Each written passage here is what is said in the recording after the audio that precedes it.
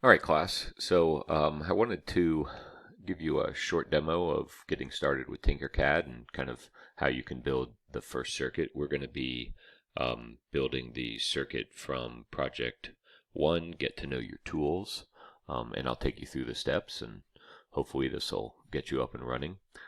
So you can see I'm in the TinkerCAD homepage. So I already have an account, so I'm going to go and sign in.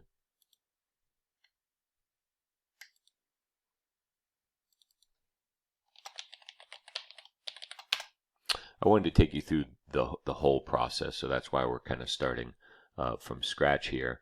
And this takes you to my own homepage here. And what we're going to be building on the left-hand side, you can see is circuits.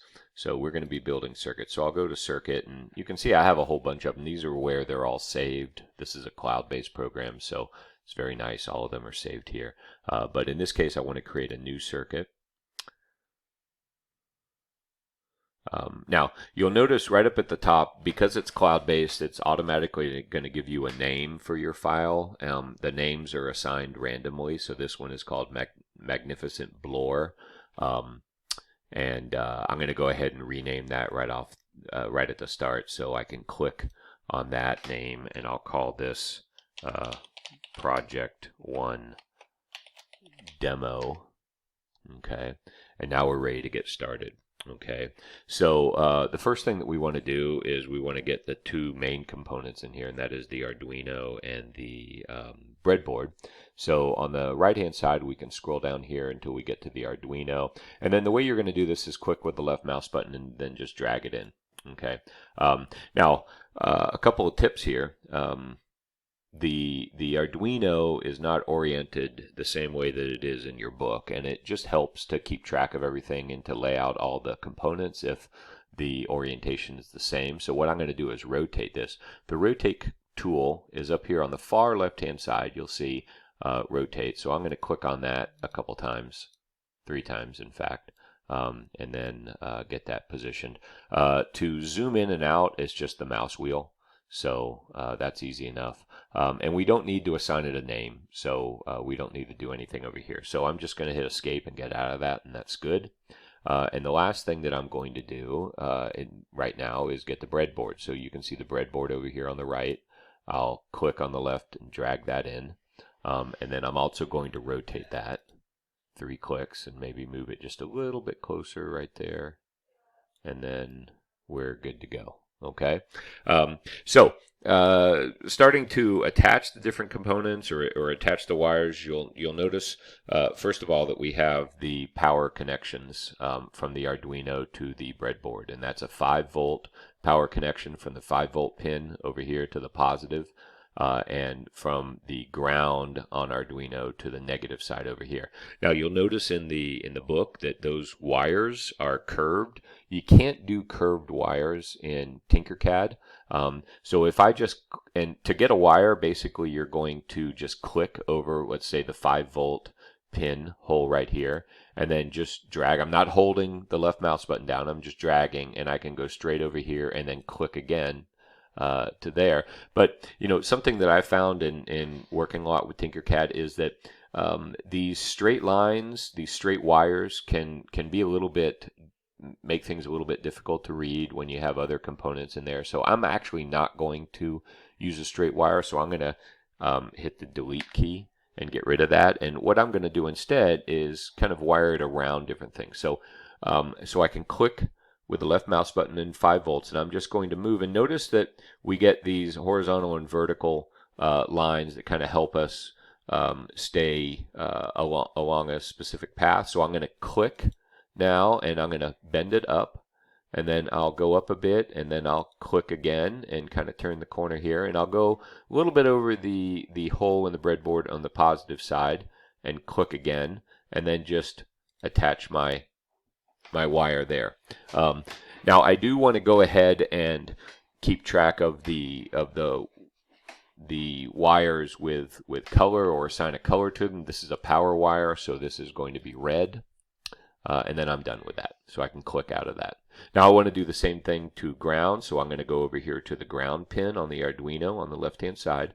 I'm going to click and come over here and then click again and move a little bit up here, and then click again and go over here to the negative side, and I'm going to click now.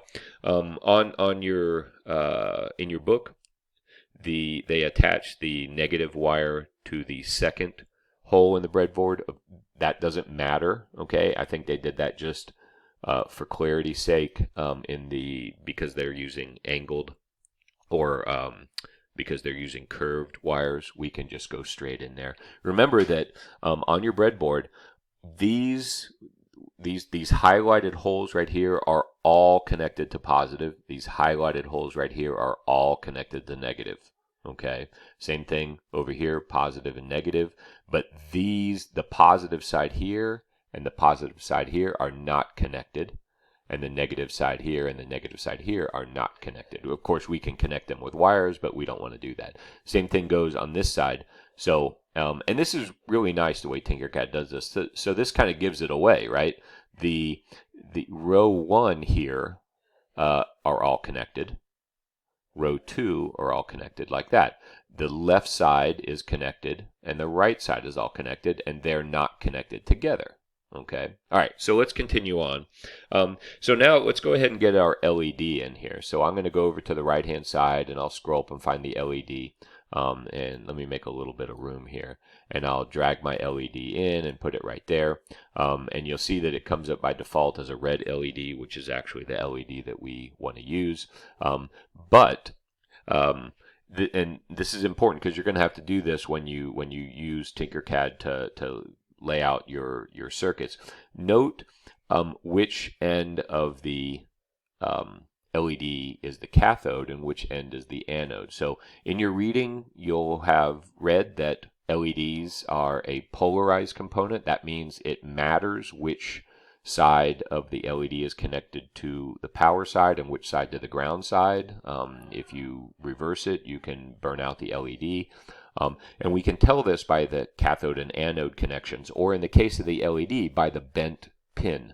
So you see the bent leg right here is the anode. Okay, so that's always going to be connected to the positive side, and then the opposite side is a cathode, and that's going to be connected to the negative side, or the ground side. So again, TinkerCAD does a great job of kind of giving us these little tool tips. As we hover over the end, we can see anode and cathode. But what I especially want to note is that in your book, it's a little bit reversed, in that the orientation for the LED, you'll see, is like this, but in the book, the anode is actually on the top. So you have to pay attention to this. Actually, in TinkerCAD, we don't want the LED oriented this way. We need the LED oriented this way. Okay, so now I'm just going to come over here and drag and drop, and it doesn't matter where we put it in what row, so I'm just going to put it in row 6 and 7. That's fine. It's kind of out of the way. We got enough room. And then that's done. Okay, so that's kind of important that we get the anode and cathode for all polarized components in the correct position, so that we can attach power and ground on the correct sides. You'll also notice, because of the orientation of the LED, it is hiding some of the holes on the breadboard. The holes are still accessible. Okay, so we can still use those if we needed to. It's kind of a pain, but we can still use those. So it's just a matter of the way it looks. Okay, so we got the LED in here. Let's go ahead and get the resistor in. So I'm going to bring in the resistor. Now with the resistor, we do need to make sure that we get the resistance set properly. Okay, for this circuit, we need 220 ohm resistor. So I'm going to go in here and type 220 and change the units to ohm. You'll notice nicely that the striping, the bands, in fact, changes to what they should be. So again, that's a great little tip. And then we're going to go ahead and rotate this to, so it's horizontal. Okay. And now we can move it. So if you look in the circuit in your book, we need to move this so that it's connected to the positive side, the anode side of the LED, and the positive side of the power, okay, or the power side. Now, I made a point of this in the PowerPoints, and I want you to get some practice in here. If you look at the schematic, you can also see this. You can see how there's a line. We're looking on page 24. There's a line connecting the 5 volts of the Arduino block to the side, to the first terminal of the resistor, which then is connected to the anode side of the LED. Okay, so we can actually see what we're going to do. So what we're going to do is kind of move this over here, and it's like a perfect measurement here to stretch it from there to there. Okay, so that's it. And now the only other component that we need is the connection to the ground. So to complete the circuit, we need the cathode side of the LED connected to the ground side of the Arduino. So to do that, I'm going to come over here to this row 7. I'm going to click with the left mouse button. I'm going to drag it down here. And remember that we can attach it anywhere we want here. So I'm going to attach it right there. And of course, I want to make this black because it's on the ground side. And there's our finished circuit. Okay, nice and easy. But there's definitely some things that you need to be aware of. Some little peculiarities, ways to move around the TinkerCAD so that it functions properly. All right, so now let's test it out. So in order to test it, you'll notice that the Arduino has kind of this power-like connection right there, and that's to symbolize connecting it to the computer in the physical case, what you're going to be doing at home with the actual Arduinos. So to get this to be quote-unquote plugged in, we're going to go over here, top right, to Start Simulation. Okay, so we do the same thing if we had code. We don't have code, so I can open this up. Now, there is code in here. That's kind of by default, but we're just going to ignore that. There's nothing that we need to do there in this project. And we're just going to hit Start Simulation, and the LED, if we've connected everything, should light, and it in fact does. Okay, all right, so we're done with this one. We can stop our simulation. We've automatically saved it. It automatically saves on the cloud. So the only thing that we have to do is end our session. You can click in the top left-hand corner on the TinkerCAD module, and it'll take you back to where you have all your files. All right. And there we are, right there. Now, there's one more thing that we ask you to do if you're going to share your projects. In order to share this, when you get to this point right here, after you've completed it, you want to go up to the gear up here under Options, click it, and then you want to go to Properties, and then change it from private to public, and then you're able to share it. Okay, and you can also give a design description, maybe put your name in the design name, save those changes, and then that's it. All right.